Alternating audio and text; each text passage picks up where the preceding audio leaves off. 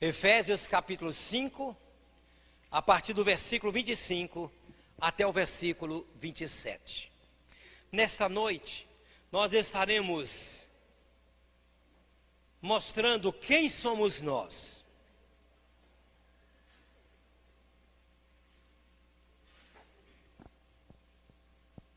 Efésios 5, de 25 a 27. Como é que começa o versículo 25? Como é que começa?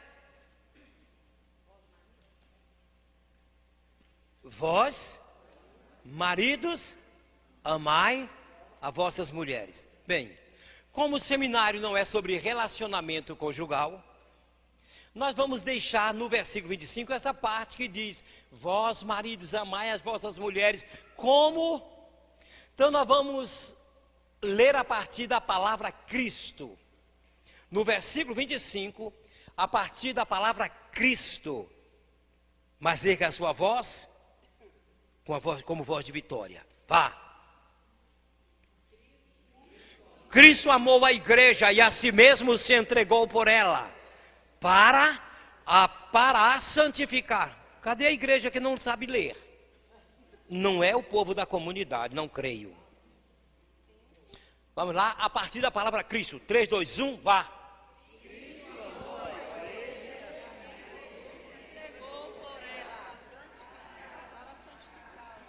Com a lavagem da água pela palavra, para apresentá-la a si mesmo, igreja gloriosa, sem mancha, sem ruga, nem coisa semelhante, porém santa e irrepreensível. Nesses versículos eu aprendo que Jesus nos amou, mas nos amou com uma intensidade tal que Ele se entregou. É o amor desmedido. A plenitude do amor é o ágape do coração de Deus. É o amor que se entrega, se desvela, se gasta, apesar de.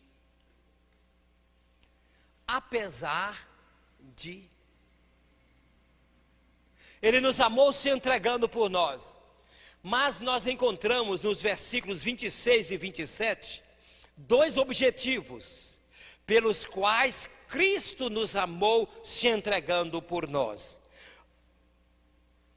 Cristo nos amou se entregando por nós para fazer de nós gente diferente, para nos tornar pessoas diferentes. Leia o versículo 26, solte a sua voz do versículo 26. Para a santificar pela lavagem da água pela palavra, tendo purificado pela lavagem da água pela palavra. Está dizendo que o processo de purificação é uma lavagem, e a água que lava para purificar é a palavra. Então o Senhor usa a própria palavra dele para proporcionar uma lavagem que estabelece purificação. E esse é o processo que estabelece santificação na vida. Quem éramos antes de Jesus na nossa história? E a Bíblia diz que nós passamos a ser santos. Nas cartas que os apóstolos escreveram, sobretudo o apóstolo Paulo, muitas vezes ele chama a igreja de santos e amados, porque na verdade, em Cristo nós somos em posição santos, e na caminhada da vida, num processo santificados, sendo tratados. E diz a palavra que esta santificação é resultado de um trabalho de purificação, proporcionado pela água que é a palavra de Deus. Então Jesus nos amou se entregando por nós para nos tornar pessoas diferentes. Não éramos santos, somos. Éramos perdidos pecadores, mas somos salvos e santos. Pessoas completamente diferentes. E a palavra de Deus entrando em nós é que proporciona essa lavagem que purifica e estabelece santidade. Mas Jesus nos amou se entregando por nós para nos ver pessoas diferentes. O versículo 27, para apresentá-la a si mesmo. E diz: igreja gloriosa, santa e irrepreensível, sem mácula, sem ruga, para nos contemplar. O processo de santificação vai se estabelecendo. A purificação, a limpeza pela água da palavra vai acontecendo. Então o Senhor vai nos tornando pessoas diferentes do que nós éramos. E à medida que vamos convivendo com Ele e Ele conosco, Ele vai nos colocando diante dEle, Ele vai nos passando em revista, Ele vai nos apresentando a Ele mesmo. E o que Ele quer é ver em nós gente diferente de quem a gente era, nos ver pessoa diferente. Quando Ele nos apresenta a Ele, é visão, é olhando, é contemplando. E Ele não quer nos ver aquelas mesmas pessoas, mas Ele quer nos ver como corpo de Cristo, como igreja do Senhor, uma igreja gloriosa. Por que gloriosa? Porque envolvida e comprometida com a glória de Deus. Uma igreja santa. Por que santa? Uma igreja envolvida e comprometida com a santidade de Deus, sem mancha e sem ruga. Por que sem mancha e sem ruga? Porque uma igreja, um povo comprometido e envolvido com o poder purificador do sangue de Jesus. A glória de Deus, a santidade de Deus e o sangue de Jesus fazem de nós gente diferente. E quando Jesus nos contempla, Ele quer exatamente nos ver diferentes de quem éramos, nos ver assemelhados ao caráter dEle. Na carta aos Hebreus, no capítulo 12, nós aprendemos que Deus nos corrige, nos disciplina, para que nós venhamos ser participantes da santidade dEle. E quando Ele nos contempla, Ele não quer ver nada menos do que isto: gente que em si carrega da santidade de Deus. Ele quer ver o caráter dele em nós. O apóstolo Paulo disse que ele sentia dores de parto, gemia com dores de parto, e disse: porque até que Cristo seja formado, construído, gerado em vós. Amém? No terceiro domingo de maio de 1986, se não estou enganado o ano, nós fomos à Igreja Batista do Jiquiezinho. Nós participávamos de um grupo de teatro e música da Igreja Batista Peniel. E nós fomos naquele domingo, terceiro domingo de maio, a Igreja Batista do Jiquiezinho, para um dia de ministrações evangelísticas, de um trabalho evangelístico, completando uma semana que o nosso pastor Ezequiel Monteiro Neto, de saudosa memória, havia trabalhado e ministrado a semana inteira à família. E como domingo ele deveria estar na Peniel, nós fomos para completar com um trabalho evangelístico. E como sempre fazíamos, antes de entrarmos para começar, nos reuníamos à parte, dávamos as mãos, começávamos a cantar suavemente algumas canções de adoração, e cada um ia um após outro, erguendo a sua voz e fazendo declarações de amor a Deus. Me lembro que eu terminara de dizer para Deus o que meu coração queria dizer. Estávamos cantando suavemente: vamos adorar a Deus. De repente, quando eu encerrei, Gideão ergueu a voz e começou aquele modo dele, aquela maneira peculiar dele, fazer a sua declaração de amor a Deus. E a gente cantando, vamos adorar a Deus suavemente.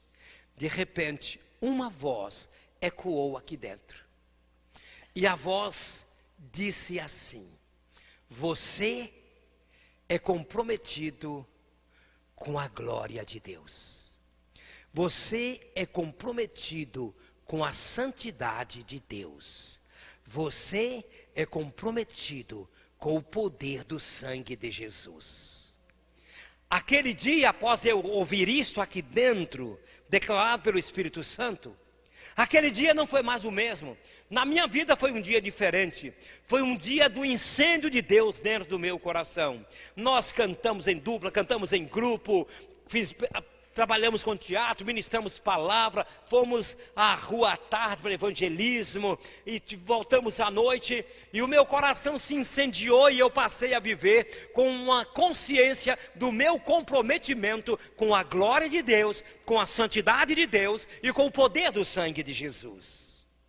E por muito tempo eu entendia que era algo meu com Deus, até que estudando a carta aos Efésios num tempo, que eu cheguei nesse versículo, eu entendi que este comprometimento é de todo o povo de Deus.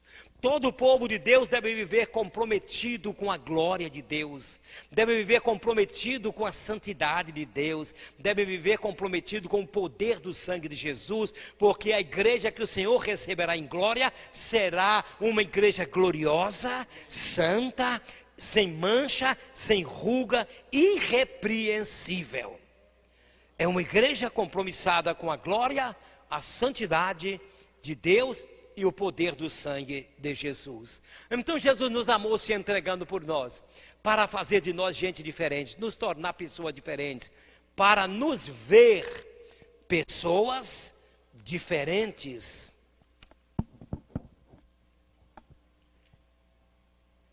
E para fazer de nós uma igreja diferente, não um povo de comum, não um povo qualquer, mas um povo, uma igreja gloriosa, santa, inatacável, uma igreja sem mancha, uma igreja sem rugas. As manchas são resultado do pecado, e as rugas são os resultados dos relacionamentos interpessoais doentios, quebrados, são resultado dos embates, das feridas provocadas pelos embates do dia a dia da vida nos relacionamentos. São as mágoas, os ressentimentos, as angústias, as amarguras, os sentimentos de vingança, os ódios, as iras contra aquele que feriu.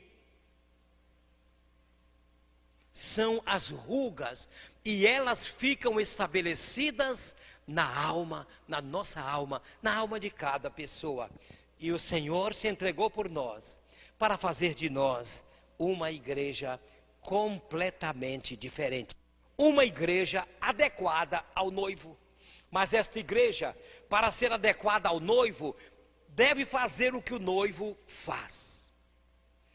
Se o Senhor levasse em conta, no sentido de não liberar perdão a mim, pelos meus erros diante dele, que seria de mim? Mas ele, que é o noivo amado, me perdoa. Quando eu o atinjo, eu o firo, eu o violento com as minhas atitudes, com as minhas palavras. O noivo é o padrão, é o modelo para a noiva é a igreja. O noivo Jesus é o modelo para a igreja.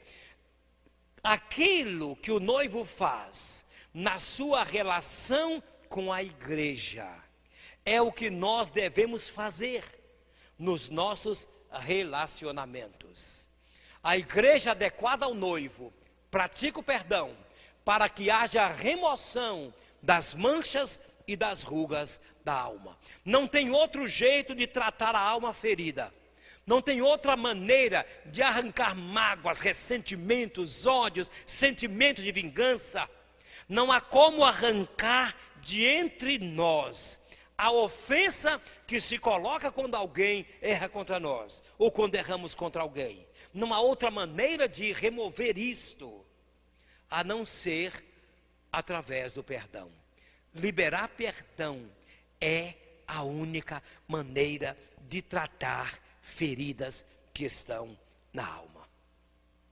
Eu tenho visto ao longo desses anos meus, viajando, ministrando este seminário, eu tenho visto gente rolando no chão, gritando de dor. Ainda há dias atrás eu vi gente rolando no chão, mas gritando com aquela dor profunda, a dor da angústia, por causa de ofensas, de traições, por causa das dores que estavam estabelecidas na alma. Perdoar trata a alma ferida. Você pode repetir comigo? Vamos lá? Perdoar trata a alma ferida. Outra vez. Perdoar trata a alma ferida. Perdoar é remédio fundamental para que haja saúde total. Só haverá saúde plena se houver perdão. Aquelas pessoas que vivem carregando mágoas, ressentimentos, vida fora, quando você observa, são pessoas muito enfermas no seu corpo. São as chamadas doenças psicossomáticas. São aquelas doenças que se manifestam no corpo, mas não tem uma origem fisiológica, não tem uma origem em algum órgão do corpo. Elas têm uma fonte, são as emoções. São as doenças de cunho emocional. São as emoções negativas que estão arquivadas, que com o passar dos dias, com o passar dos meses, dos anos, dos tempos, vão sendo somatizadas, ou seja, vão sendo absorvidas, assimiladas pelo corpo, pela estrutura orgânica, e as doenças vão aparecendo.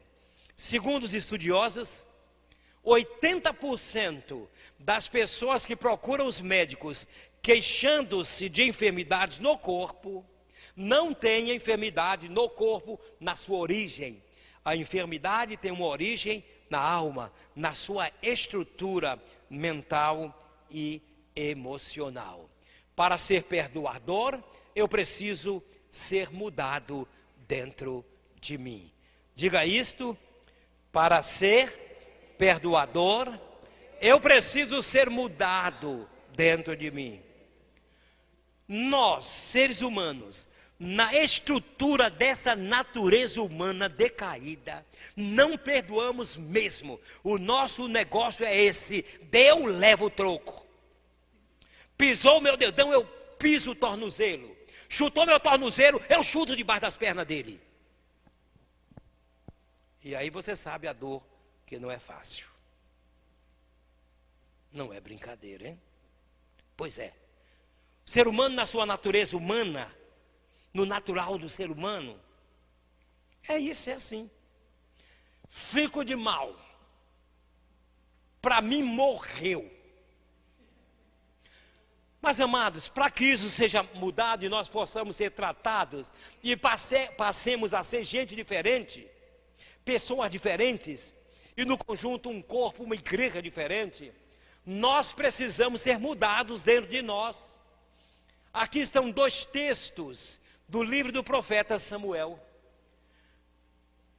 O pai de Saul descobriu que muitas das suas jumentas tinham se extraviado. Então mandou o filho Saul, com alguns empregados, alguns servos, saírem a procurar as jumentas. E por 2 dias andaram e não encontraram. E Saul disse: vamos voltar. Meu pai deve estar preocupado de uma altura dessa. Vamos dizer que não encontramos. Um dos trabalhadores disse: nós estamos perto da casa do profeta Samuel. Vamos lá. Quem sabe Deus, ele ora, Deus revela para ele. Deus diz para ele onde é que as jumentas estão, e a gente vai buscar. Saul disse: mas nós não temos nada para dar para o profeta. Ele disse: tem 2 pães ali, vamos dar os 2 pães. Então vamos. Só que no dia anterior, o Espírito do Senhor tinha falado ao profeta Samuel, dizendo: amanhã, a estas horas, estará diante de ti um moço, unja-o, derrame o azeite sobre a cabeça dele, porque eu o escolhi para ser o rei de Israel, o primeiro rei. Dia seguinte, chega aquele moço altão, fortão, musculoso, bonitão, todo cheio do tão. Chega diante do profeta Samuel, exatamente naquele horário em que Deus havia falado 24 horas antes. Aí o Espírito Santo disse: este é o moço a respeito de quem eu te falei. Que fez Samuel? Derramou azeite sobre ele. Não te ungiu, pode o Senhor, como rei de Israel. O cara saiu para procurar jumenta, voltou para casa rei, ungido rei. E conversando com Saul, depois da unção do azeite derramada, ele diz assim, que era para que ele seguisse, porque eles iriam para uma refeição. O sacerdote, ou o profeta Samuel, iria ter a refeição com eles. Vá na estrada, você vai encontrar um rancho de profetas, um grupo de profetas. Eles estão tendo à frente levitas que estão tocando e eles estão atrás profetizando. Entre no meio deles. E disse o profeta Samuel a Saul: e o Espírito do Senhor se apoderará de ti, e profetizarás com eles, e tu serás mudado em um outro homem.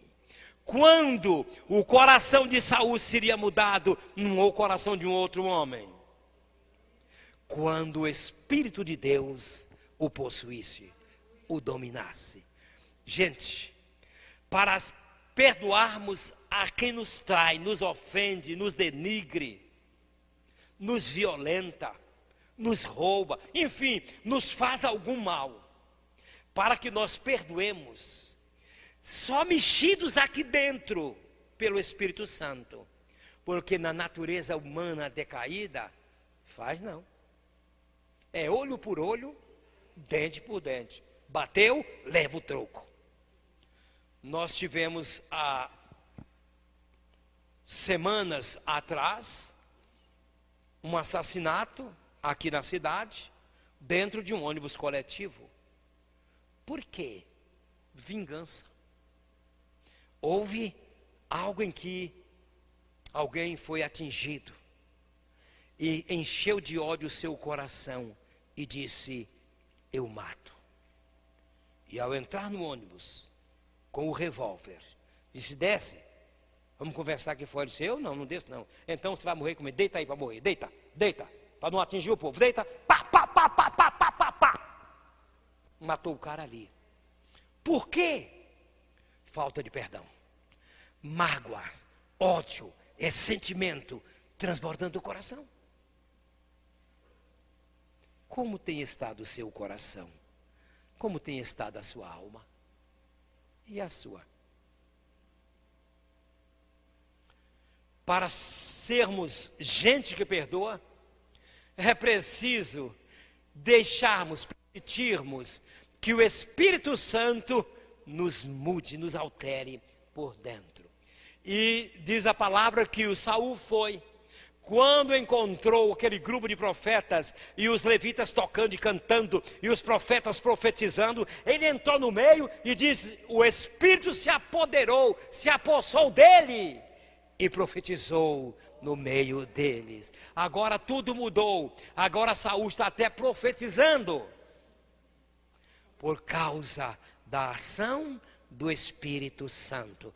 Quando o Espírito Santo mexe, altera o nosso interior, altera a nossa voz, altera o nosso coração, altera o nosso falar. Tudo muda quando o Espírito Santo age.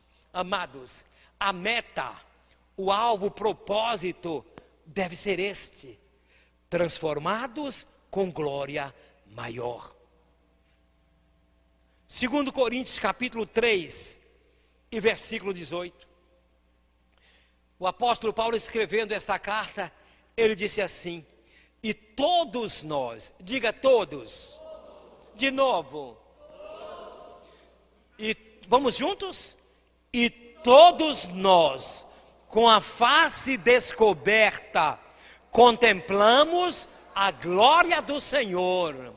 Segundo a sua imagem, estamos sendo transformados com glória cada vez maior, a qual vem do Senhor, que é o Espírito. Aleluia. Mas observe, transformados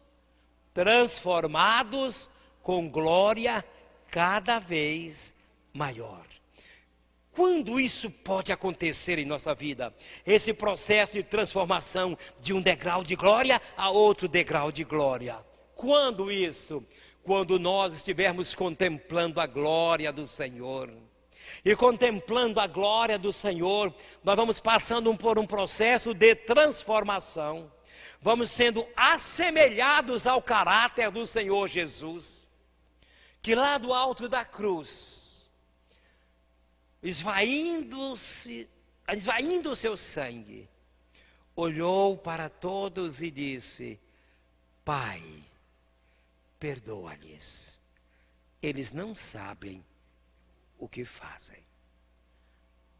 A palavra de Deus nos diz que o nosso envolvimento com o Senhor da glória, com a glória do Senhor, gera dentro de nós um processo de transformação, uma mudança profunda, que nos assemelha, nos transforma em gente assemelhada ao caráter do Senhor Jesus.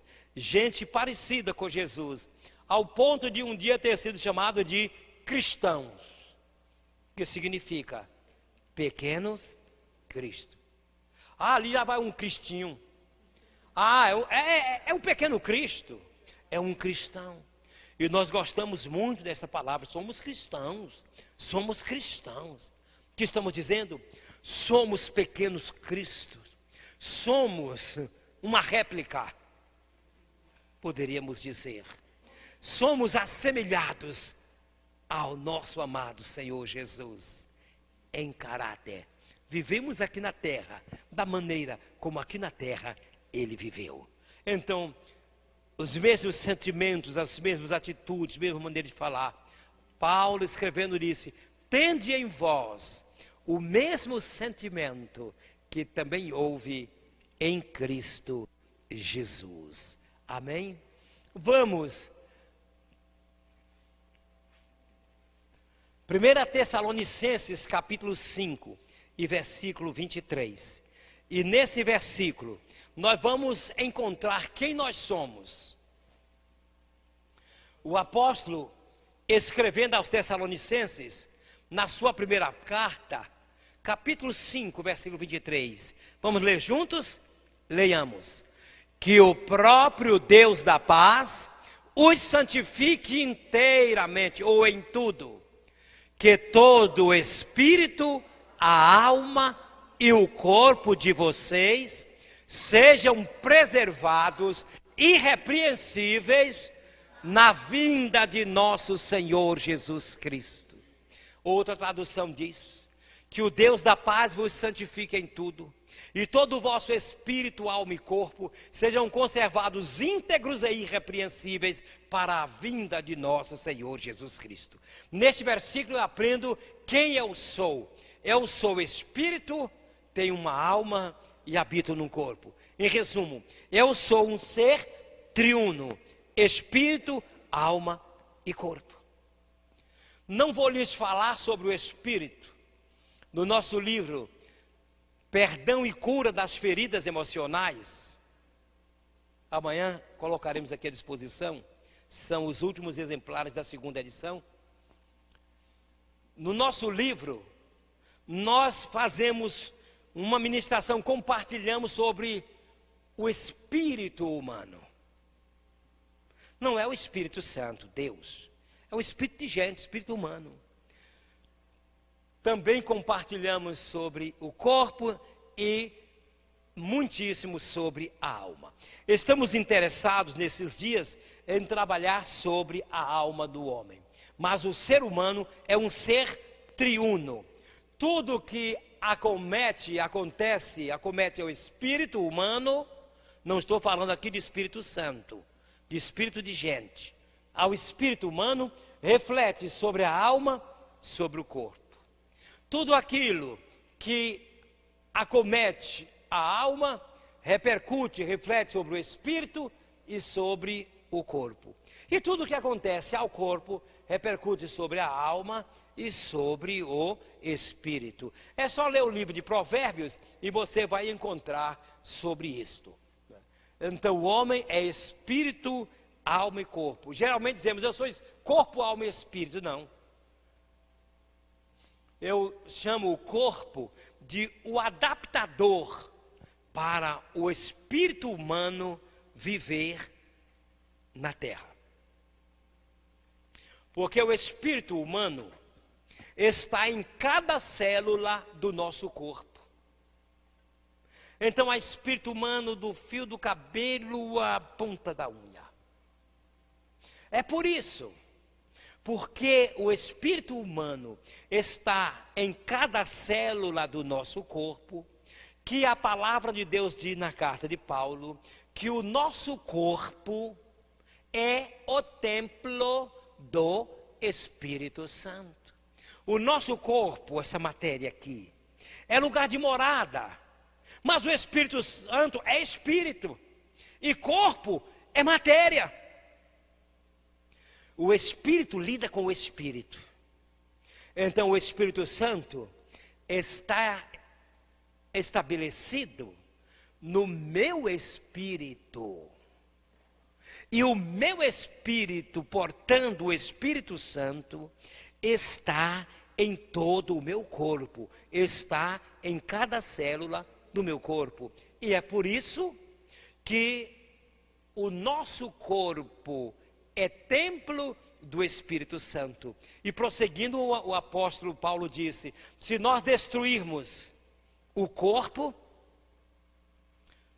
o templo, seremos destruídos. Haverá uma destruição total, porque nós não somos somente corpo, nós somos espírito. A nossa essência é ser espírito. Somos um ser espiritual por excelência. Jesus disse à mulher samaritana: Deus é espírito, e importa que os seus adoradores o adorem em espírito e em verdade. É o meu espírito quem adora a Deus. A adoração se dá através do nosso espírito, porque o espírito é a nossa essência. Mas temos uma alma e habitamos num corpo para vivermos aqui na terra. E o que o Senhor quer é que nós sejamos santificados, íntegros e irrepreensíveis. A noiva de Jesus, a igreja do Senhor, que é constituída por um conjunto de santos, constituída por cada santo, deve estar pura no encontro com Jesus, o noivo amado. Mas você acha que Jesus vai estar recebendo uma noiva enrugada, manchada? Uma noiva parecendo mais um maracujá murcho, envelhecido? Não. A noiva que Jesus receberá nos ares está declarada pelo apóstolo Paulo no capítulo 5 de Efésios, versículo 27. Será uma noiva gloriosa, resplandecendo a glória, a própria glória de Deus, porque está envolvido com esta glória. Santa, irrepreensível, inatacável, sem mancha e sem ruga. A noiva do Senhor Jesus deve estar preparada, deve estar pura para este encontro. O texto de Hebreus 10, capítulo 22 diz: sendo assim, aproximemo-nos de Deus. Como nos aproximar de Deus? A palavra prossegue dizendo: com um coração sincero. Sincero vem de uma palavra que significa sincera, sem intenções escusas, sem segunda intenção, sem tapiação. Com um coração sincero, com plena convicção de fé, tendo os corações aspergidos, purificados, lavados, para nos purificar de uma consciência culpada, a consciência purificada. E tendo os nossos corpos, isso aqui, lavados com água pura. Quem gosta de sujeira é Satanás. É preciso tomar banho para adorar a Deus. É preciso passar sabão e bucha, se for necessária a bucha. Sendo assim, aproximemo-nos de Deus com um coração sincero e com plena convicção de fé, tendo os corações aspergidos para nos purificar de uma consciência culpada e tendo os nossos corpos lavados com água pura. Amém? A partir de agora nós estaremos tratando do ponto que nos interessa neste seminário. Não vamos tratar do espírito humano, não vamos tratar do corpo humano, nós vamos tratar apenas da alma humana, porque é na alma que ficam arquivados todos os registros das experiências que nós vivemos, desde o momento da concepção até o momento em que expiramos, até o momento do morrer. Nenhuma das experiências vividas se perde, todas elas ficam arquivadas, tanto as experiências boas quanto as experiências dolorosas, e ficam arquivadas exatamente na nossa alma, na nossa estrutura psicológica, na nossa personalidade. A alma é a pessoa que nós somos. Ninguém nasce com a alma pronta. No momento da concepção, naquele exato momento em que o espermatozoide rompeu a membrana do óvulo e nadou no citoplasma, na parte líquida da célula do óvulo, e foi ao núcleo, ao centro do óvulo, e se fundiu nele, entrou nele. Neste momento se deu a concepção, começou um ser humano a existir. Aí começa um processo de multiplicação celular intenso. É a nossa construção, é a construção do nosso corpo. É no momento em que o espermatozoide se funde com o óvulo, liberando os genes e cromossomos, que o Eterno coloca o espírito humano e aquela matéria ganha vida. Porque o que faz com que o nosso corpo tenha vida é a presença do espírito humano. No livro de Jó diz assim: e sai-lhes o espírito e morrem. Então o que é morrer? É sair o espírito. Há muitos anos atrás, eu li um artigo numa revista que não me lembro, tem tantos anos, que eu não me lembro que revista foi aquela. Mas me lembro da síntese do que li. Que houve numa dessas pesquisas aí, não sei se foi Estados Unidos, um desses países estrangeiros, houve uma pesquisa sobre o problema da morte, do morrer. E então foram feitas camas balança, e aqueles pacientes em estado terminal, aqueles declarados não tem jeito, foram colocados, sendo cuidados naquelas camas. E eles acompanhavam a marca do peso que estava ali, cama e paciente sobre ela. E começaram a verificar algo, que quando aquele paciente expirava, ou seja, no último suspiro, morria, havia um movimento no marcador, na agulha que marcava. Ficava mais leve, ou seja, tinha alguma coisa que ocupava espaço, mas que saiu. E o restante, o corpo, que ficou somente corpo, ficou levemente, permitam a redundância agora, mais leve. Ficou mais leve. Tem muitos anos que eu li isso, não me lembro em que revista foi. era uma comprovação de que existe uma realidade não material que sai no processo de morte. A Bíblia diz o que é o espírito humano que sai. E eu disse que ninguém nasce com a alma pronta. A alma é uma construção. Ela é resultado da interação entre a herança biológica, aquelas determinações genéticas que se estabeleceram na nossa história no momento da concepção, e a história de vida, as vivências, o dia a dia dos relacionamentos, do estar no ambiente físico e social, enfim, do conviver. Como resultado desta interação entre seres humanos, pais com os filhos,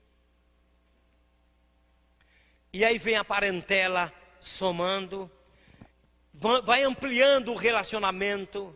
Então, todo tipo de experiência vai interagindo com a herança biológica e dando como resultado aquilo que nós somos, aquilo que é a nossa estrutura psicológica, que é a nossa alma.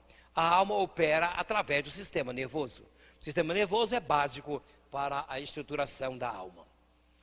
Na alma, na nossa estrutura psicológica, é onde ficam arquivados todos os registros das experiências vividas, tanto na vida intrauterina, ou seja, quando estamos no ventre materno, como registros da vida extrauterina, ou seja, depois de termos sido paridos.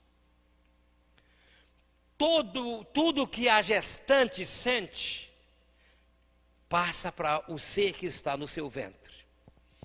Aquele ambiente prazeroso, agradável, amorável, é como a construção física do feto vai depender da alimentação que a gestante ingira. Emocionalmente também é assim. Como estão as relações no convívio diário? Essa gestante está vivendo em que tipo de ambiente?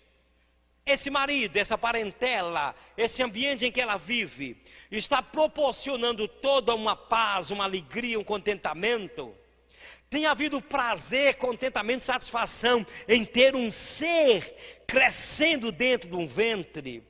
O pai amou, gostou, quis, ficou satisfeito com a notícia desta gravidez.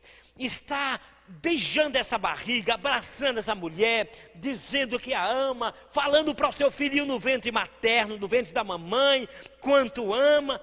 Está acontecendo isso? Ou está acontecendo rejeição, violência, tentativas de aborto? O que está acontecendo?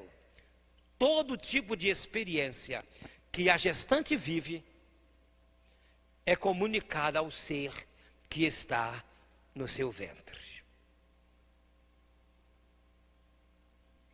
Tudo fica registrado na alma que está em construção. Tanto os registros agradáveis, quanto os registros desagradáveis. É assim com os traumas, é assim com as marcas.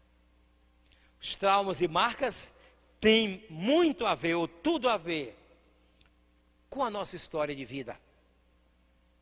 Como fomos aceitos? Ou fomos rejeitados? Amados ou violentados? Foi parido? Que cuidados recebeu? Veio crescendo? Como foi? O que o ambiente lhe forneceu? Carinho, amor, cuidado, zelo, provisões ou violência? Lá, a nossa família é uma das famílias que se disponibiliza para o conselho tutelar, para recebermos o nosso alvo, nosso objetivo é recém-nascidos rejeitados em hospitais, até que o juiz da vara da infância e adolescência, então, indique quem é, ou quem vai ser, quem vão ser os pais adotivos, e busque, porque eles mesmos é quem buscam, e faça o encaminhamento, que a gente nem sabe quem recebe. Mas certa vez, certo tempo, houve necessidade de recebimento de crianças de 3 anos. E nós recebemos 3, uma menina, outra menina e um casal, gêmeos. Os gêmeos, o 3º ano, o aniversário de 3 anos foi comemorado lá em casa no mês de março. E uma das crianças chegou, uma menina, queimada de água jogada pela mãe, água quente, e queimada de ponta de cigarro.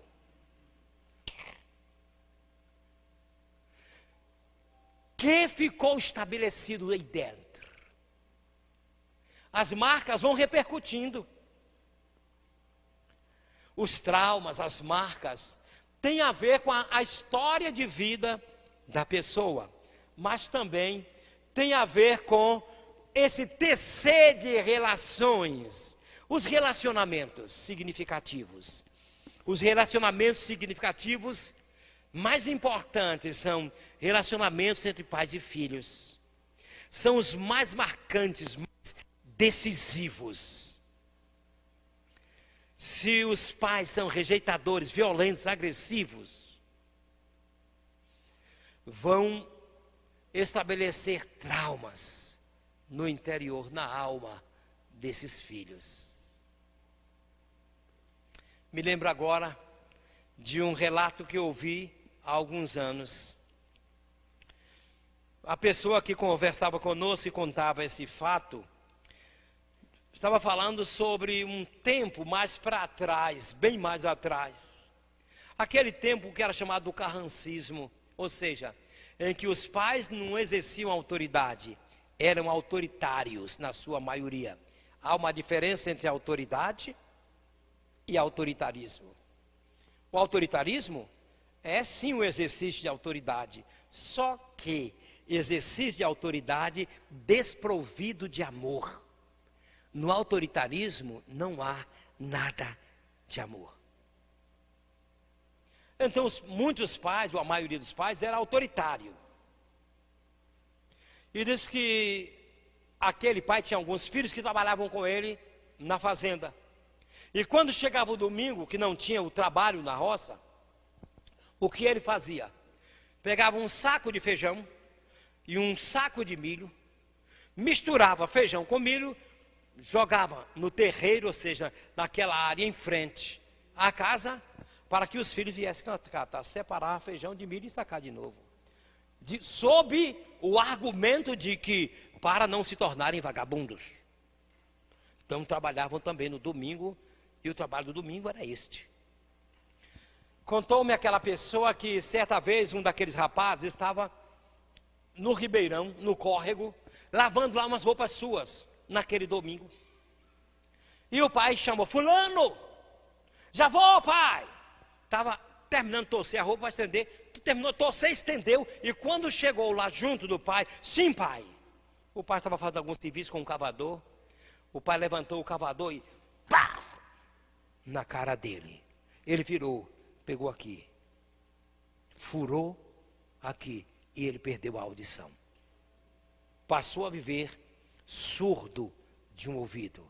Pergunta a você: quanto de dor ficou arquivada na alma deste rapaz? Quanto de dor fica arquivado na alma dos estuprados, dos violentados? Quantas pessoas foram estupradas, violentadas na infância? Quantos chamados amiguinhos, coleguinhas exploraram sexualmente? Quantas pessoas foram violentadas? Eu ministrei num retiro lá na cidade, para uma igreja da cidade de Feira de Santana, mas foi em Lauro de Freitas, num acampamento em Lauro de Freitas. E participando ali estava alguém que havia sofrido ameaças, uma tentativa de estupro. E aquela mulher rolava ali, gritava. gritava com uma dor imensa no momento da parte prática. Depois que ministramos, chegou o momento do tratamento, da parte prática. Aquela mulher gritava, ela sentiu uma dor, ela estava vivendo o mesmo momento, aflorou a lembrança da experiência vivida, em que ela só não foi estuprada porque apareceu alguém, o marido estava amarrado, e ela estavam tentando estuprá-la. Mas a dor estava tão grande dentro dela, o ódio muito grande, que ela gritava numa intensidade. Eu dei um sinal para Vilma, ela veio e abraçou, agarrou aquela mulher e começou a ministrar a ela. A partir dali foi, com o passar dos momentos, ela foi acalmando até chegar ao ponto de abrir a boca e declarar perdão àqueles estupradores. Estive em um outro lugar, em uma outra cidade, ministrando o seminário de perdão. E participando ali estava, foi esse ginásio de esporte de cidade pequena, porque era o espaço maior na cidade para aglomerar o povo. E ali estava participando uma pessoa, uma mulher, que quando a mãe ficou grávida dela, o pai rejeitou, o pai não quis. Quando a mulher saiu do hospital com o filho a filhinha nos braços, ela não pôde entrar em casa carregando a filha. Ela podia entrar, a menina não, o pai não aceitou, não quero. Foi a avó quem criou. Quando essa menina estava com 7 anos, a avó morreu. Ela teve que ser levada para a casa do pai. A mãe estava viva. E aí começou aquele trabalho de rejeição intenso. A mãe trabalhava como sacoleira, saía para vender, o pai a entregava ao irmão dele, ao tio, para abusar daquela menina sexualmente. Era só a mãe viajar, que ela passava a ser explorada sexualmente pelo tio. Isso veio acontecendo, ela foi crescendo, já um pouco maior. Agora não era mais o tio, era também o próprio pai a explorar dela. Imagine as marcas que foram ficando, e ela foi crescendo, foi crescendo. Depois ela foi, já mocinha, foi embora para São Paulo. Veio uma experiência de namoro com um rapaz. Mas o que o rapaz queria? Exploração sexual. Mas ela estava muito marcada com isto, com exploração sexual. Então ela não quis mais aquele rapaz. Quem aparece? Alguém do mesmo sexo, que abre o espaço de coração. E ela vive um relacionamento com essa pessoa do mesmo sexo. Mas aquilo não enchia ela. Rompeu. Ela naquele período estava na sua cidade de origem, onde eu estava realizando o seminário.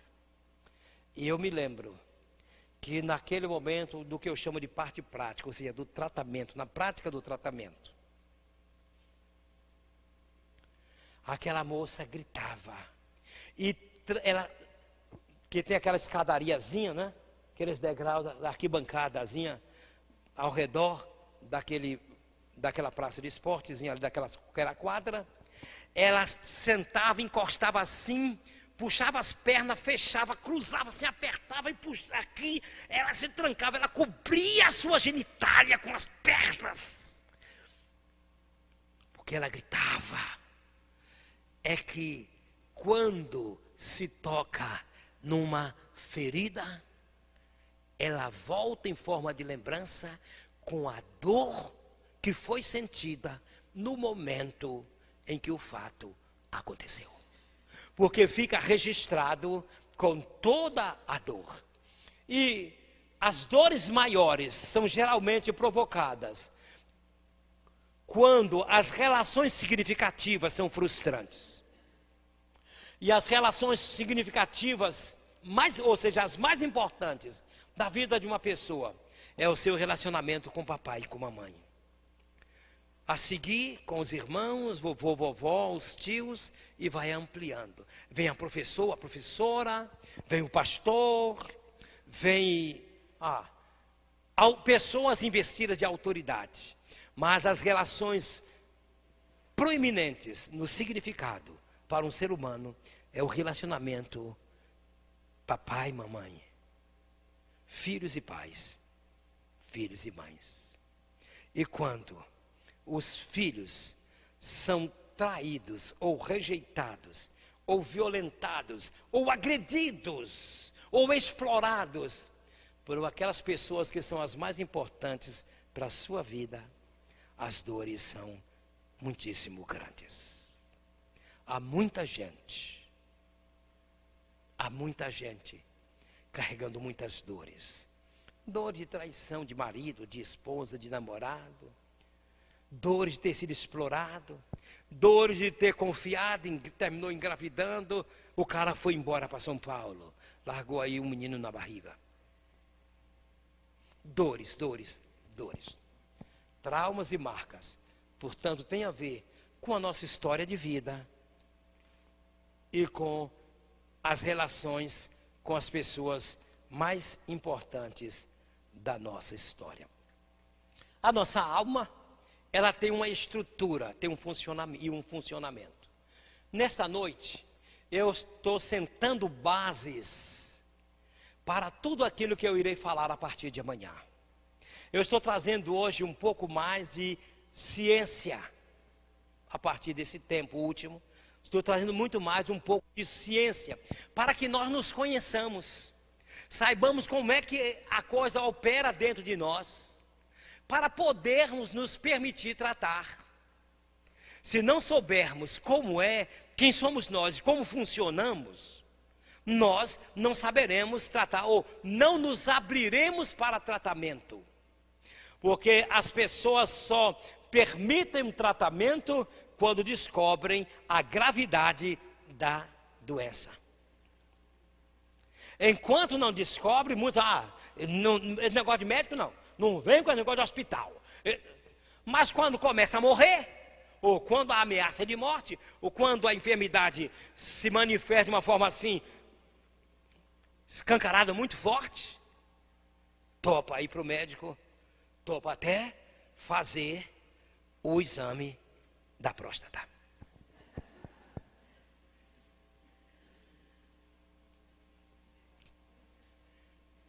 Qual a estrutura da nossa alma, da nosso psiquismo?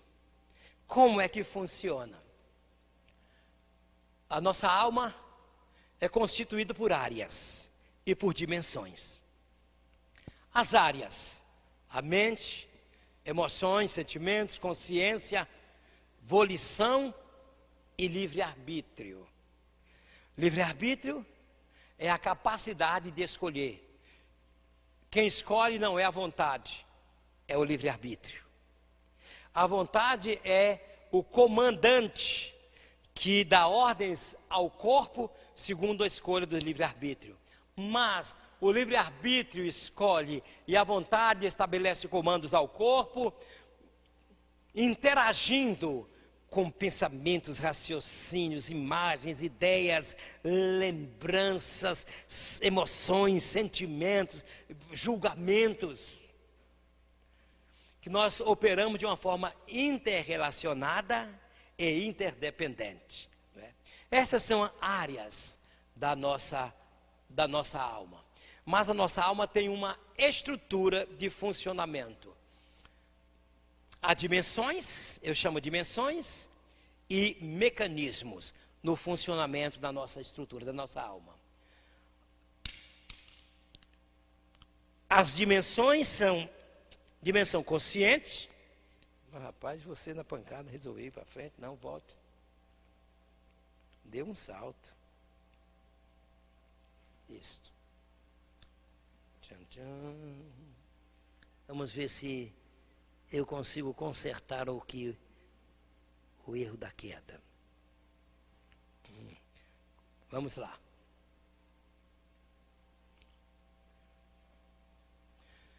Nós operamos em 3 dimensões: na dimensão consciente, pré-consciente e inconsciente. E operamos, funcionamos à base de mecanismos psicológicos. São muitos. Eu só vou abordar 2 daqui a pouquinho, que é o que nos interessa. Os demais não interessa. Não estamos aqui em curso de psicologia, não é? A psicóloga está ali. Não estamos em curso de psicologia, apenas informações bem superficiais, para que nós tenhamos um entendimento de quem nós somos e como nós funcionamos. Nós procuramos colocar tudo aquilo ali nesse gráfico e criamos um exemplo. Se imagine como uma cisterna. A cisterna tem a tampa, lá no profundo tem a água, e entre a tampa e a água tem o quê? Tem ar. Uma cisterna não é vazia, ela é 100% ocupada. Em cima está a parte superficial, a tampa. Entre a tampa e a água tem ar, e lá no profundo está a água. Se imagine assim, uma cisterna. E operamos à base das áreas. As áreas se interrelacionam e atuam. Quando nós vivemos uma experiência a nível consciente, ou seja, sabendo quem somos, onde estamos, o que estamos fazendo, nós estamos apercebidos. Essa experiência, esse registro, se dá numa dimensão consciente.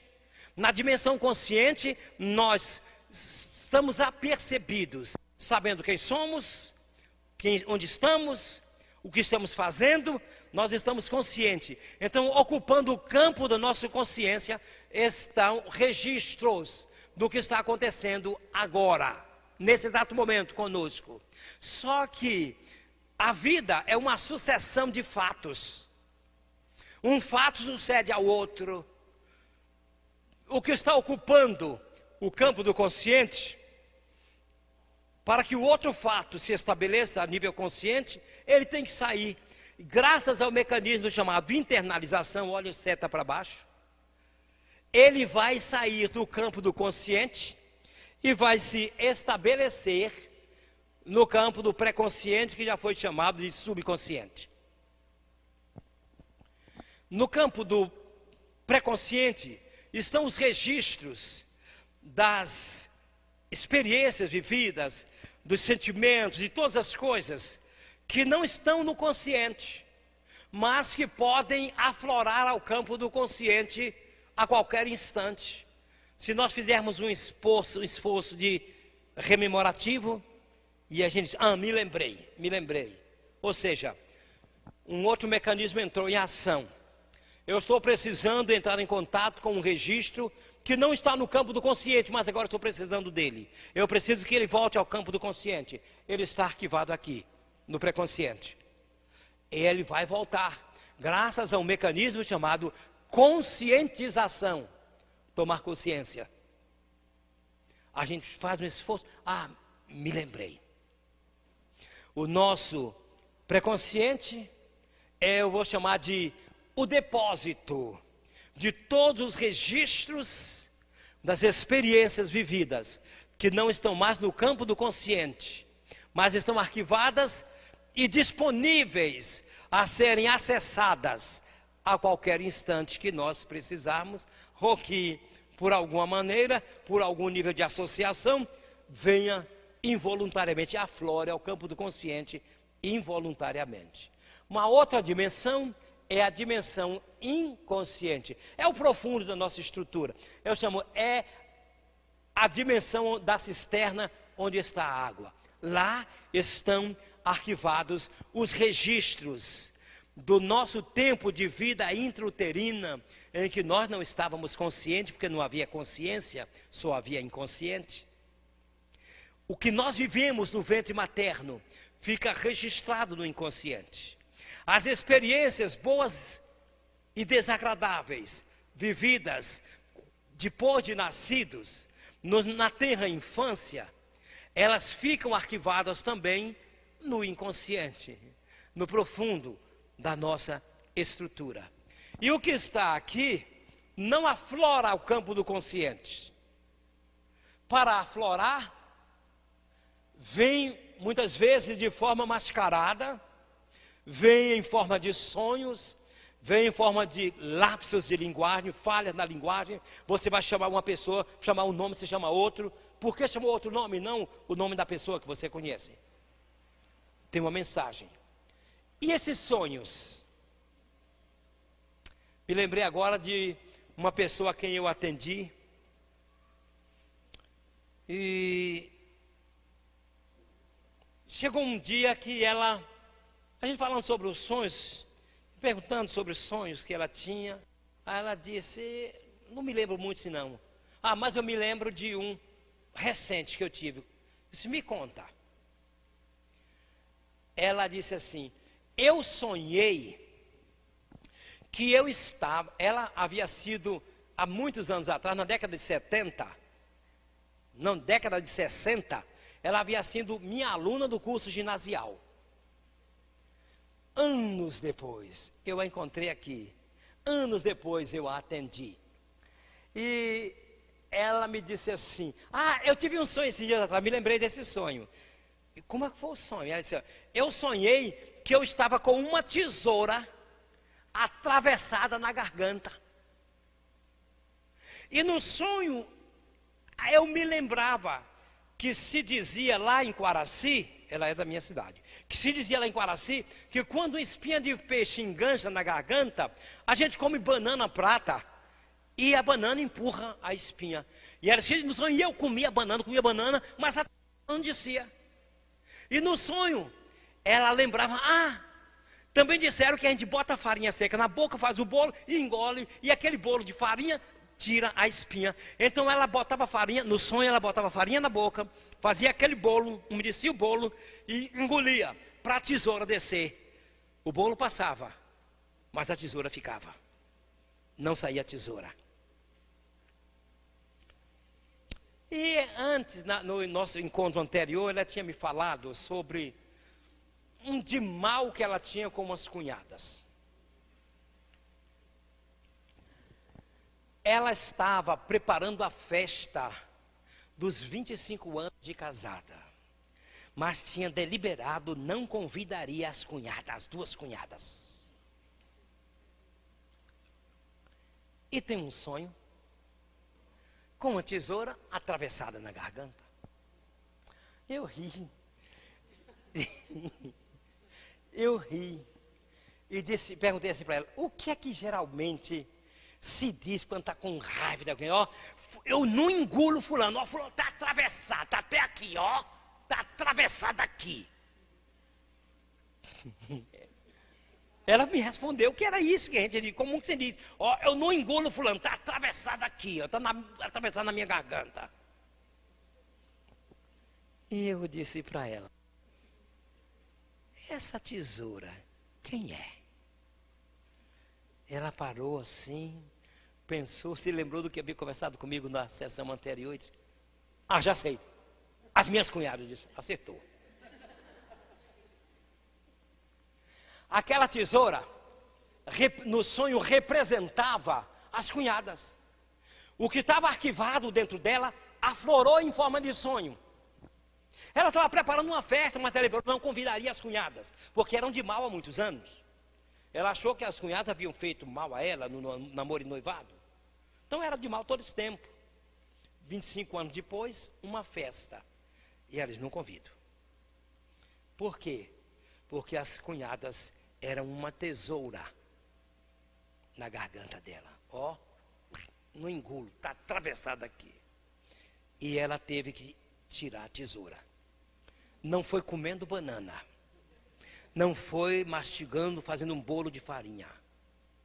Foi lidando com aquilo e declarando perdão às cunhadas. Depois daquele tempo em que ela conseguiu, nos nossos encontros, declarar perdão às cunhadas, ela as procurou e pessoalmente formulou o convite. e restauraram relacionamentos. Amém?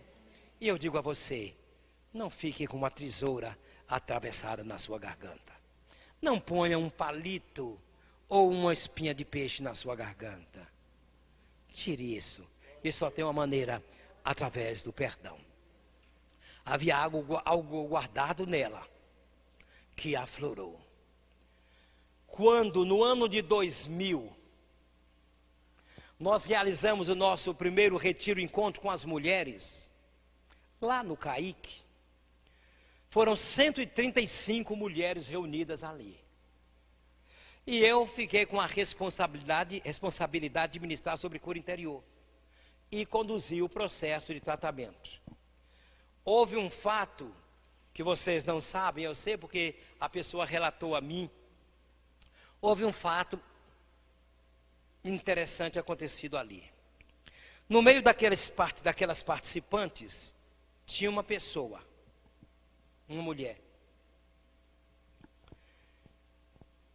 que como estávamos no auditório de um colégio, o retiro foi num colégio, eles pode pegar seu colchonete, se quiser deitar no chão, deite, sentar, ajoelhar, fique como você se sentir bem. Então muitas mulheres pegaram o colchonete e jogaram no chão. Se deitaram para aquele momento da prática, para se abrir ao Espírito Santo. E uma daquelas pessoas que estava ali, quando estava vivendo um momento de tratamento, tocando nos pontos da história de vida, ela teve uma visão. O Espírito Santo lhe deu uma visão. Ela se viu no ventre materno.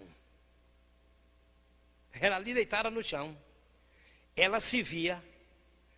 A visão que ela tinha era de ela estando dentro da barriga da mãe, com mais ou menos uns 3 meses de desenvolvimento. 3 meses de gestação a mãe tinha. E ela via a mãe pelo lado de fora, dando um murro na barriga e xingando. Ela chorou muito, mas ela conseguiu liberar perdão para a mãe ali, naquele retiro. Terminou, nós tivemos aquela reunião de chegada, aquele recebimento, foi uma bênção. E ela foi para casa. Em casa ela disse assim: ô mãe, me diz uma coisa. Quando a senhora estava grávida de mim, com mais ou menos uns 3 meses de gravidez, a senhora deu um bocado de murro na barriga e me xingou disso, disso e disso. Foi? A mãe começou a chorar. E disse: foi. Confessou que foi. Tinha acontecido mesmo. E a mãe contou então por quê. É que o irmão mais novo, o filho mais novo, já estava grande. Então, o casal não estava mais pensando em ter filho. Só que eles não colocaram um cadeado. E uma gravidez apareceu depois de um bom tempo. A mãe não queria mais a gravidez, então houve uma rejeição. Não só uma rejeição a nível emocional e mental, mas uma rejeição a nível físico, de dar murro na barriga e de xingar. E ali elas se abraçaram, choraram, elas disseram: mãe, eu já lhe perdoei, e foi aquele encontro. Onde estava esse registro naquela pessoa? Estava arquivado no profundo da cisterna, estava aqui. Como o Espírito Santo queria tratar aquele registro, ele fez com que ela tivesse a visão. Porque para lidar com o que está arquivado aqui, é que só sai de uma forma indireta, interferindo de alguma forma, através de alguma técnica, e olhe lá, em psicologia, e olhe lá. Mas o Espírito Santo, ele é especialista em mexer no fundo da nossa cisterna, para tratar de registros que estão arquivados cheios de dor. Foi o que aconteceu com esta jovem. Esta mesma jovem viveu nesse retiro uma outra experiência. Ela e o tio, um irmão da mãe, eram que nem gato e rato. Que é a história de, quando não chegava, já começavam a bater de testa. Não sabia por quê. Jejum, não resolvia. Campanha de 7 sextas-feiras, não resolvia. Era só se encontrar de a pouco. E ela ficava inquieta, porque quem era serva de Deus era ela. Neste retiro, depois que ela teve a visão da mãe, dando murro e xingando, que ela liberou perdão para a mãe, ela teve uma outra visão. Ela se viu nos braços da mãe.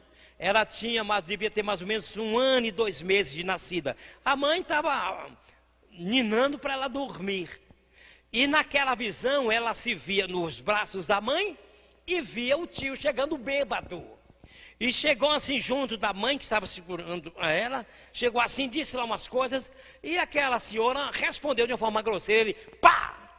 Meteu a mão, de novo ali, meteu a mão na cara da irmã. Ela tomou um choque, a criança caiu. Foi exatamente neste momento que se estabeleceu aquele registro doloroso. Onde estava? Lá no profundo da sua cisterna, ou seja, lá no profundo da sua estrutura, no seu inconsciente. E o Espírito Santo quis tratar. Era ali, foi aquele fato, o gerador da rejeição dela ao tio. O motivo porque elas batiam de testa. Muitas vezes, pessoas emitem atitudes que não sabem por que estão emitindo. Por mais que não queiram, terminam fazendo. São reflexos, muitas vezes são reflexos das experiências dolorosas que estão arquivadas lá no profundo da estrutura, que não dão a cara, mas de alguma coisa, de alguma forma, interferem na vida consciente, no dia a dia do viver a vida. Pessoas que foram traumatizadas a nível de relacionamento sexual, genital, que foram exploradas de alguma forma, a sua maioria tem dificuldades de um relacionamento de intimidade genital quando se casa, porque barreiras ficam estabelecidas. É um passado se manifestando de forma indireta, de alguma forma se manifestando no presente da pessoa. Amém? Para apenas dizermos de forma rápida o que é o consciente. É a superfície da vida psíquica. É o arquivo onde estão os dados aos quais nós temos o acesso. É nessa dimensão do psiquismo que operam os diversos fenômenos psíquicos. O pré-consciente inclui as partes da vida mental que podem ser trazidas ao campo do consciente, após o esforço de concentração de atenção. E o inconsciente abrange os elementos psíquicos cuja acessibilidade à consciência é difícil ou impossível. Foi isso que nós procuramos dizer com esses gráficos, entendendo que a gente, estando apercebido dessas informaçõezinhas tão superficiais,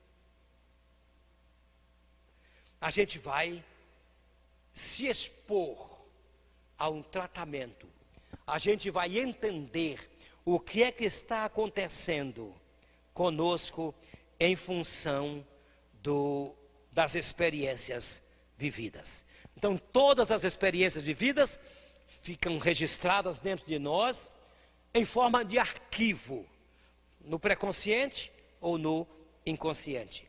E esse registro se dá de forma automática, aconteceu, registrou. E de forma involuntária, não depende da vontade. Porque se dependesse da vontade, e se a gente pudesse dominar o registro, o ato de registrar, de arquivar a experiência em nossa estrutura, as experiências dolorosas, ele diz, não, essas eu não quero. No arquivo não, isso não. A gente só registraria, só arquivaria as experiências agradabilíssimas. O que fosse com dor, a gente, nem quero isso dentro de mim não, fora. Não arquivava.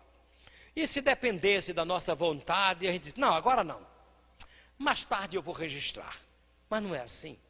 Fato vivido, automaticamente se imprime dentro de nós.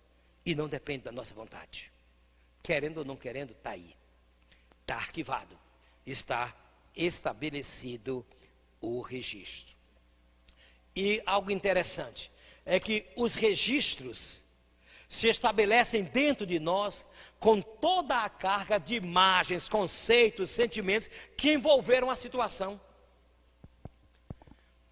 E eu sintetizo dizendo, do jeito que a gente viveu a experiência, é desse jeito que automaticamente e de forma involuntária se estabelece dentro de nós, fica arquivado dentro de nós.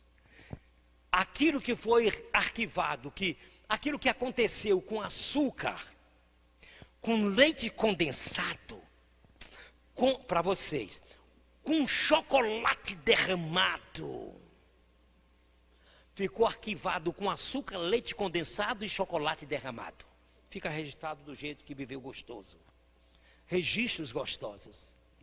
Mas aquilo que foi vivido com sangue, eu chamo com sangue, ou seja, com dor, fica arquivado com a dor na dimensão da dor vivida. Uma traição, uma atitude de rejeição, fica arquivado com a dor sentida naquele momento. Só que, quanto mais você lida, você puxa para o campo do consciente aquele registro, aquela lembrança, mais a dor vai aumentando.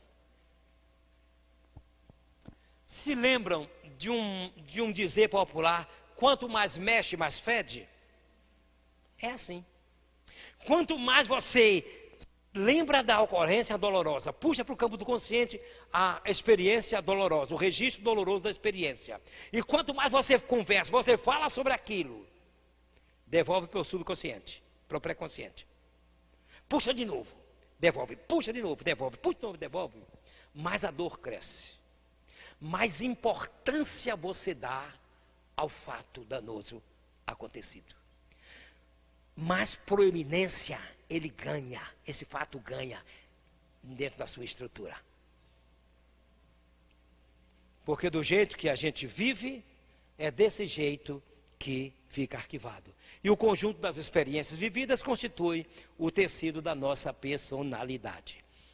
Para encerrarmos nesta noite, os registros dolorosos, eles são primeiros sentidos e arquivados como um ponto de dor emocional. Se você tratou dessa dor, do registro desse fato que aconteceu, se você tratou, lidou com isso, resolveu, amém. Mas se você não tratou, o que vai acontecer? Aquilo que foi a princípio um ponto de dor, vai se transformar, vai se abrir numa ferida, vai ganhar uma dimensão muito maior, não uma dor momentânea, mas uma sequência de dores. Uma ferida emocional vai se abrir. E se você não lidar com essa ferida, aquela ferida vai se transformar numa doença, uma doença emocional. Eu vou dar um exemplo, bem ralé, bem pé no chão. A gente vai andando, pá! Por favor, olha o que aconteceu. É assim que acontece. Quando trombadas acontecem conosco, nós vamos virando picadinho, vamos virando pedacinho, retalhos. Você dá um jeito de localizar aí e encaixar. Obrigado, pastor. Aleluia. Vejo o que aconteceu com o meu equipamento é o que acontece com a gente quando a gente dá uma trombada na vida. Eu coloco, obrigado. Se observar, se não tratar, não resolve. Vai piorando o negócio. Cai uma vez, cai duas, cai uma terceira vez, termina complicando. E não pode ser assim. Obrigado, pastor. Lá eu de novo com a história da minha projeção. Aleluia. Glória a Deus.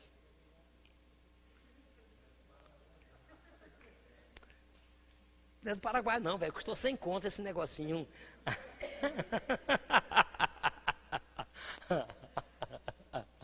Então, de um simples ponto de dor, já chegou à dimensão de uma doença crônica. O exemplo que eu ia dando.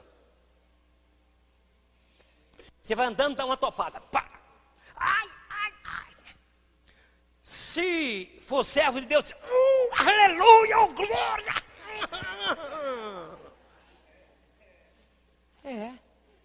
Pelo menos eu grito assim, oh, glória. Se não for, já viu o que é que sai da boca, né? É o que enche o coração. Um ponto de dor.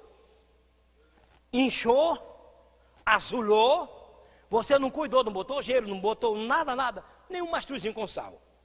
Aquele negócio ficou inchando, a pele abriu. Foi se transformando numa ferida. Mas você não vai e vem, não cuidou da ferida. Daí a pouco, olha o baita do dedão, olha a perebona. Uma doença que, se não cuidar, vai se tornar uma doença crônica. Como é com o físico, é com o emocional. Como está você? Quantas topadas você deu na sua vida? Quanto de tratamento você passou ou se permitiu tratar? Quanto de tratamento? Ou não tratou? Ou já virou uma doença crônica? O corpo está pagando o pato.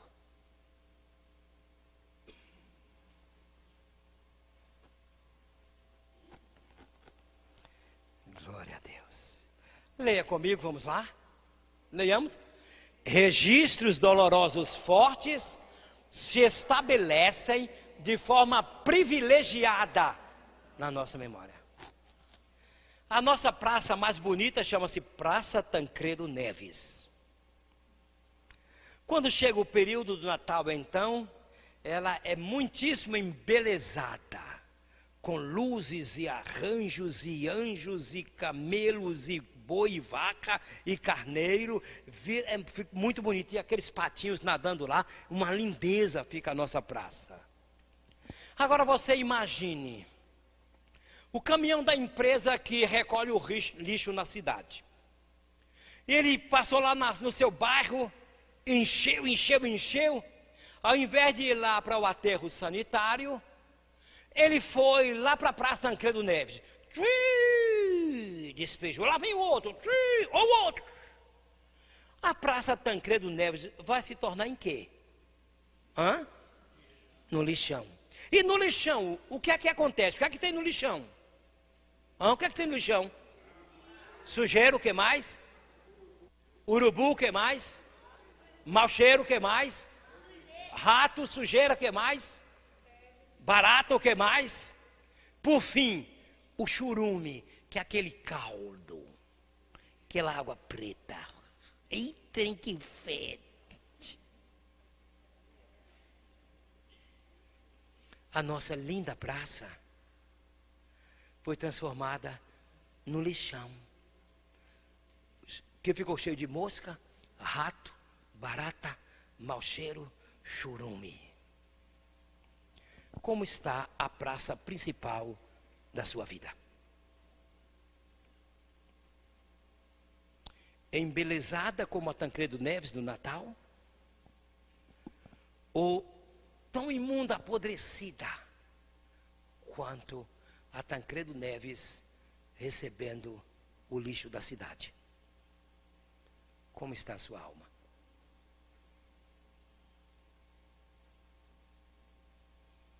Você tem colocado na praça principal da sua estrutura mental as mágoas, os ressentimentos, os ódios, os sentimentos de vingança?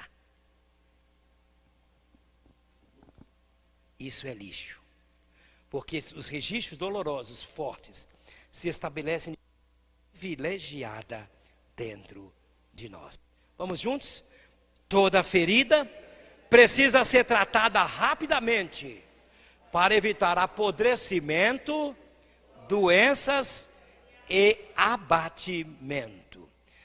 O nosso nível de saúde mental está diretamente relacionado a rapidez com que são tratadas as feridas emocionais. Preste atenção para isso. Nós estamos saudáveis, emocionalmente saudáveis. Observe, aconteceu a ofensa. Quanto mais rapidamente você trata da pendência, você resolve a questão com o seu ofensor, mais saúde você tem. Ou seja, quanto menor o espaço de tempo decorrido entre o fato doloroso acontecido e lidou com aquilo à base do perdão declarado, mais saúde você tem. Quanto maior o espaço de tempo entre o fato doloroso acontecido e você liberar perdão, menos saudável você está, mais doente você está. Quanto mais rapidamente você lida com a questão, houve a ofensa, mais rapidamente você resolve a questão, lida segundo as orientações de Jesus que nós vamos ministrar, e libera o perdão, mais saúde você tem, menos doente você está. Quanto maior a distância entre fato acontecido e perdão liberado, menos saúde você tem, mais doente você está. Como está você? Mais saudável ou mais doente?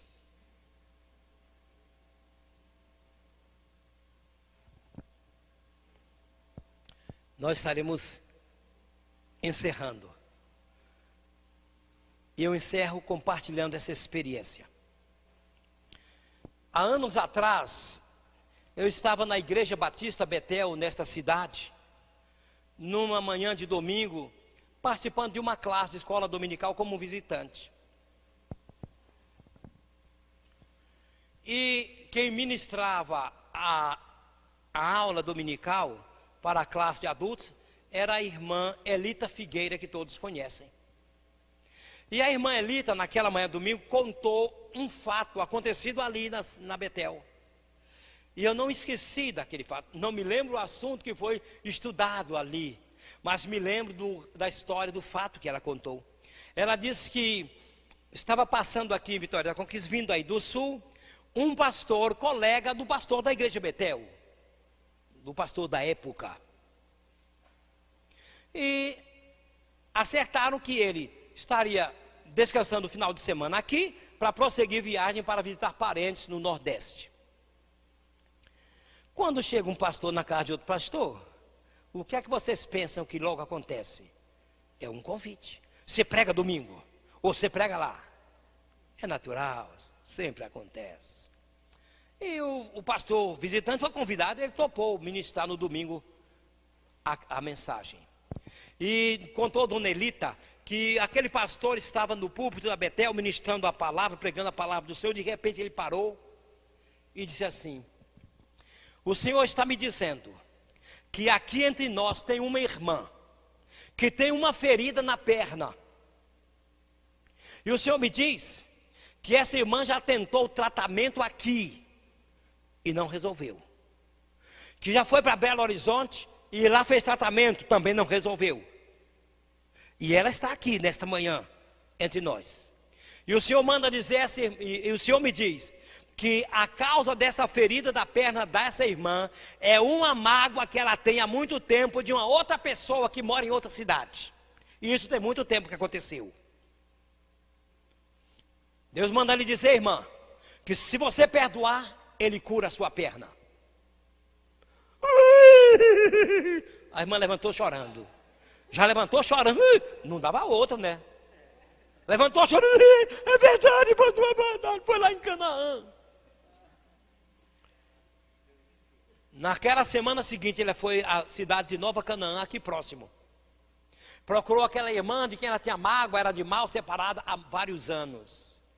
Pediu perdão por ter ficado magoada, a outra pediu perdão pelo erro que cometeu. E se abraçaram, choraram, se lambregaram, mas se perdoaram.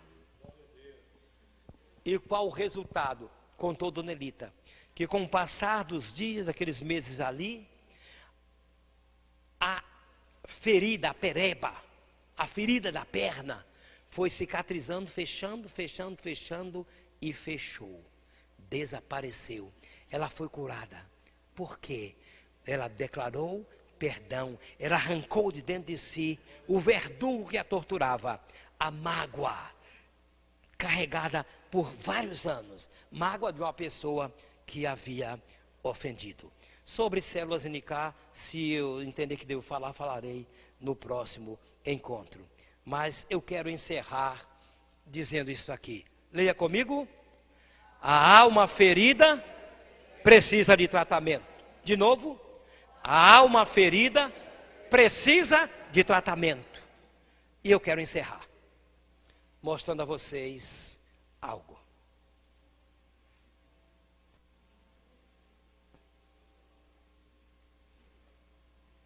Um coração ferido. Aqui está um coração rasgado. Essa pessoa foi violentamente ou traída ou rejeitada. De alguma forma, ela foi partida no seu coração. Ela está tão cheia de mágoa, de ódio. Há uma ferida grande. Olha o tratamento que foi feito.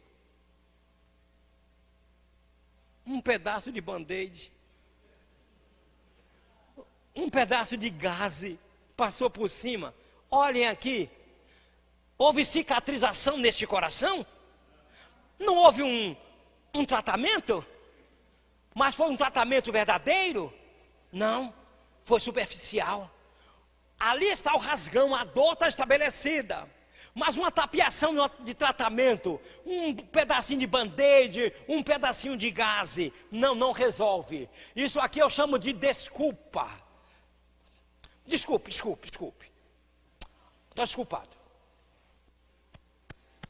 Desculpa é gaze envolvendo o coração. Não trata em profundidade, não cicatriza. Aqui você não vê nenhum sinal de sutura. Não é isso, enfermeira? Sutura que chama de costura aquele negócio? Pois é. Deus disse que ia botar junto a mim gente com todo tipo de habilidade. Glória a Deus. Então ali, ó, ninguém costurou para cicatrizar de verdade. A ferida aí está, debaixo de uma capa de gaze e de band-aid. Gaze e band-aid não resolve. O que resolve é lidar com a questão e declarar perdão.